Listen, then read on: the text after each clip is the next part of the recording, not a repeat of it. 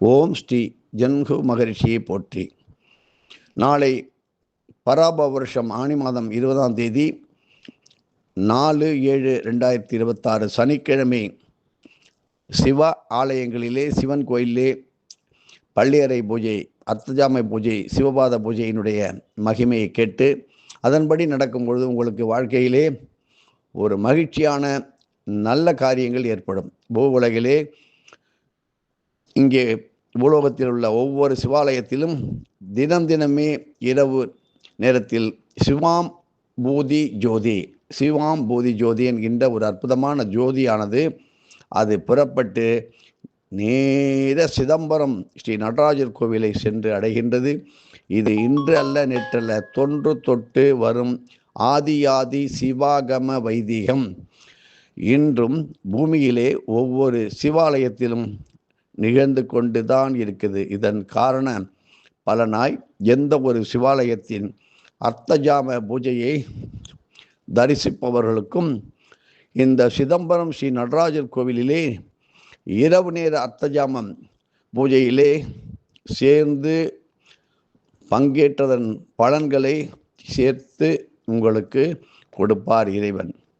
அப்படிப்பட்ட நல்வரத்தை நமக்கு கொடுத்தவர் ஸ்ரீ வியாக்கிரபாத முனிவரும் ஸ்ரீ பதஞ்சலி மகரிஷியும் ஆவார்கள் என்று பலமுறை நாம் சொல்லி வருகின்றோம். இது பலரும் இன்னும் அறியாமல் இருக்கின்றார்கள். ஆகவே ஒருவேளை பூஜை கோயிலாக இருந்தாலும் சரி, உங்கள் ஊரில் உள்ள சிவாலயத்தில் அந்த இரவு நேர பூஜைகள் நடப்பதற்கு ஆவண தேவையானவற்றை செய்து தினமும் இரவு நேரத்திலே அர்த்தஜாம பூஜை, பள்ளியறை பூஜை, ஸ்ரீ பைரவ பூஜையிலே எல்லோரும் பங்கேற்று அபரிமிதமான சிதம்பராதி சிற்சவேது திருவடி புண்ணியத்தை உங்கள் தலைமுறைகளுக்கும் சந்ததிகளுக்கும் பெரும் ஐஸ்வர்யமாய் நீங்கள் பெற்று தர வேண்டும். அப்படித்தான் தர வேண்டும் தாருங்கள் என்று வேண்டுகின்றோம். மானிடனாக பிறந்த அனைவரும் தங்கள் ஊரில் உள்ள பாடல் பெற்ற எத்தனையோ சிவ ஆலயத்திலே தினமுமே நிகழும் அர்த்தஜாமம் பள்ளியறை பூஜையிலே தவறாமல் கலந்து கொள்ள வேண்டும் என்று நமது சர்க்குரு வாத்தியார் கூறுவார். இப்படி சில குறிப்பிட்ட நாட்களிலே குறிப்பிட்ட பலன்களை பெறுவதற்கு சிவபாத பூஜையில் கலந்து கொள்ள முயற்சி செய்யுங்கள். திருக்கணித முறைப்படி இந்த பராவருஷம் ஆனி மாதம் 20ஆம் தேதி நாளை 4/7/2026 சனிக்கிழமையும் சதய நட்சத்திரமும் சேர்ந்து வருகிறது.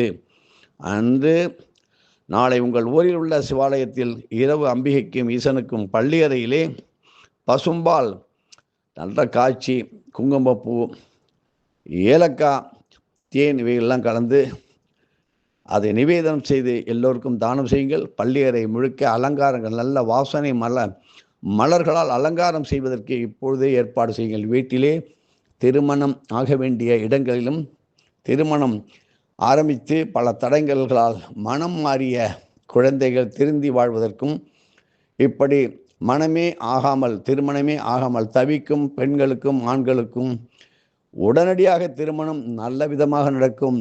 இல்லை என்றால் திருமணம் நடக்கும் என்பது எத்தனையோ திருமணத்திற்கு பிறகு மனம் ஒற்றுமை இல்லாமல் வேற்றுமையுடன் வாழ்ந்து கொண்டு குடும்பம் இருந்தும் நிம்மதி இல்லையே என்று பரிகாரத்தை தேடி ஓடிக்கொண்டு இருக்கின்றவர் பல ஆயிரம் பேர் எங்களால் சொல்ல முடியும்.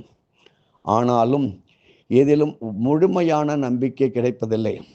இறைவனிடம் எப்படி பேசிக்கொண்டிருக்கிறோம், ஒரு ஒப்பந்தம், இது நடந்தால், இந்த காரியம் நடந்துட்டுனா உனக்கு நான் இதை செய்கிறேன், ஒரு 1001 ரூபா உண்டியலில் போடுறேன், ஒரு 10 பேருக்கு அன்னதானம் போடுறேன், உனக்கு சக்கரை பொங்கல் படைக்கிறேன், ஒரு துணி வாங்கி போடுறேன், இப்படியா பிரார்த்தனை பண்ணிக்கிறது? தவறு. அன்றே முடித்து விடுங்கள். நாளைக்கு செய்யும் பொழுது காலங்கள் மாறிவிடும். ஆகையினால் ஒருத்தர் நல்லது செய்ய வேண்டும், உடனே செய்ய வேண்டும் என்று நினைக்கும் பொழுது அருகில் பக்கத்திலே இருந்து ரகசியமாக சொல்லுவார்கள். இதை அப்புறம் வச்சுக்கலாம், இதை வேண்டான்னு சொல்லு, அப்புறம் பார்த்துக்கலான்னு சொல்லு. ஏன்னா அந்த காரியம் நடந்து போயிட்டுனா நம்ம அப்படியே தட்டி கழிச்சலாமே. இப்படி பல பேர் இடுவார் பிச்சையை, நல்லது செய்கின்றதை கெடுக்கின்றவர்களும் தடுக்கின்றவர்களும் அதிகமாக உள்ள உலகம். இது எங்களுக்கெல்லாம் தெரியும். எந்த வீட்டிலே யார் இடத்திலே யார் எப்படியெல்லாம் செய்வார்கள் என்று நாங்கள் சொல்ல மாட்டோம். ஏனென்றால் விதி வலியது. பெரிய அளவிலே கர்வ மூட்டைகள் மனவேதனையுடன் குடும்பம் கஷ்டப்படும் பொழுது அப்பொழுது பரிகாரம் எதை செய்யலாம், எதை சாப்பிட்டால் பித்தம் தணியும், அதாவது முன்கை நீண்டால் முழங்கை நீளும் என்று சொல்வார்களே, அதுபோல நீ இன்று என்ன செய்தாய் என்று பார், நாளை செய்கிறேன் என்று சொல்லக்கூடாது என்று நமது வாத்தியார் சொல்வார். நடக்கட்டும் பார்ப்போம். அப்படித்தான் பல பேர் நம்பிக்கை இல்லாமல் வாழ்ந்து கொண்டிருக்கிறார்கள். இது கலியுகத்தின் வேதனையான காலம். நாளைக்கு சிவாலயங்களிலே பள்ளி அறையிலே புஷ்ப அலங்காரம் செய்ய எல்லோரும் சென்று ஏற்பாடு செய்யுங்கள். சிவபாதம் தாங்கிய பல்லாக்கை பலரும் தோளில் தாங்க வேண்டும். ஆண்கள் மேல் சட்டை அணியக்கூடாது. இப்படி செய்கின்ற கோயில்கள் அதிகமாக இருக்கின்றது. தவிர்த்து விடுங்கள். இதனால் சாபங்களும் பாவங்களும் பெருகுமே தவிர இது உண்மையான சிவபாத பூஜை ஆகாது. அப்பொழுது நீங்கள் திருமறைகள் சொல்லுங்கள், ஓதுங்கள். குடும்பத்தில் உள்ள அனைவரும் கலந்து கொள்ளுங்கள்.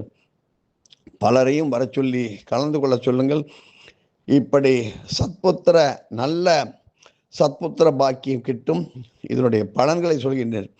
வேதவியாசர் இது போன்ற சனிக்கிழமை மற்றும் சதயம் கூடும் நாளில் தொடர்ந்து அப்பேற்பட்ட வியாச மகரிஷியே தொடர்ந்து பல ஆண்டுகளாக திருக்கைலாயத்தில் சிவபாத பூஜை செய்தே அவருக்கு ஸ்ரீ சுக பிரம்ம மகரிஷி என்கின்ற அற்புதமான புதல்வனை பெற்று எடுத்தார்.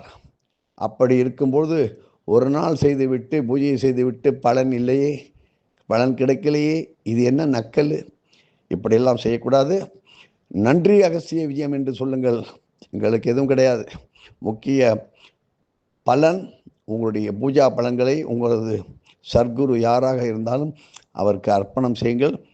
தொடர்ந்து சந்தேகங்களுக்கு 9488765604 என்ற எண்ணிற்கு தொடர்பு கொண்டு நீங்கள் சந்தோஷமாக இருக்க எல்லாம் வல்ல சர்க்குருவை வேண்டுகிறோம். எதுவும் என்னுடையதல்ல, அனைத்தும் உன்னுடையது. அருளாளா அருணாச்சலா.